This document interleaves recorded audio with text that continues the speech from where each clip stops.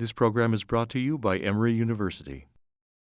Depression is the most common mental disorder in the world, and in fact, it is, of all things that don't kill you, the #1 health burden in the entire world. Depression rates are staggering. Between 1 in 3 and 1 in 5 people in the modern world will have a depressive episode in his or her lifetime.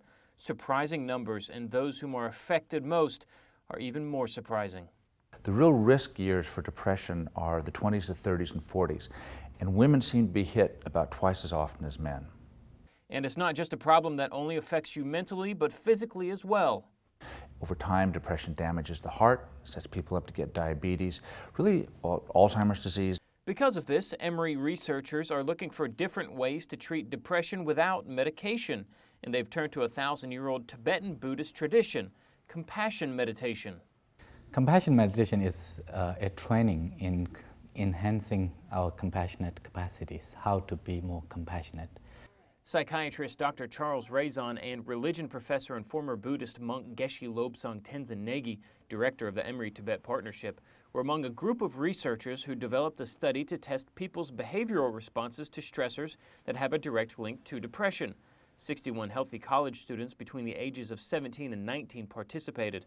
The study's findings showed that students who regularly practiced compassion meditation had a significant reduction in stress. And I think that the more we are compassionate, the more happiness, more joy we will experience in our own personal lives and also in our society. Negi says a main cause of depression is the lack of, quote, social connectivity. Compassion meditation shows people how we are all interconnected, primarily focusing on empathy, affection, and compassion.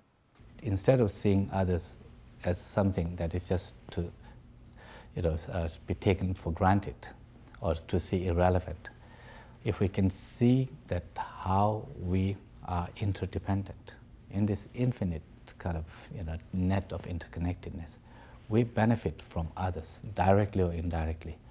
Emory now offers compassion meditation classes to its college students as well as to patients at Emory Winship Cancer Institute.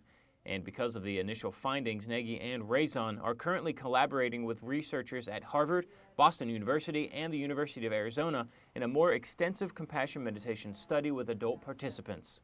We now are running several studies where we're trying to extend these data to look at what do specific meditation practices, not just compassion meditation, but practices that focus, say, on attention or being mindful, how do they compare with compassion meditation, and what do these specific meditation practices do to the body and the brain that would be protective, health protective, both in terms of depression, but also in terms of other medical illnesses. It's remarkable. I think that it has a real potential to contribute to the greater well-being for the society. For University Communications, I'm Corey Broman-Folks. The preceding program is copyrighted by Emory University.